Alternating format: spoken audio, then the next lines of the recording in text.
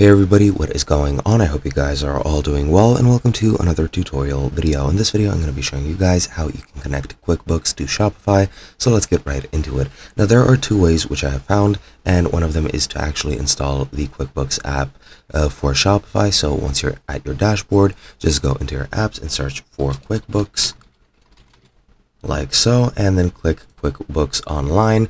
And as you'll see, I'm not able to install this. It isn't compatible with my store for some odd reason. But yeah, you can connect this or use this app, install it, and connect, sync your products, orders, and payouts into QuickBooks Online.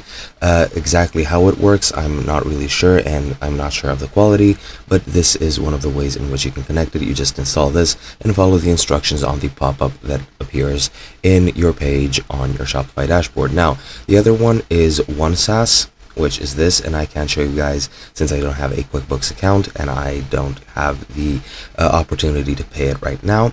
But yeah, you can install OneSaaS, and what you need to do is just sign up into QuickBooks Online, go to apps and find the Shopify connector by Intuit, then select Get App Now, and then connect to Shopify. Once you install it, well, you'll be automatically directed to the Connections tab where you'll need to connect to Shopify, and then a new page will pop up and it'll ask you to enter the URL of the domain on Shopify, and then once you enter it, just click connect to Shopify and sign in to your store, and that should be pretty much it. Now again, I cannot show you this as well since I can't pay for a QuickBooks subscription, but that's pretty much what I have found, and I hope it's useful to you guys.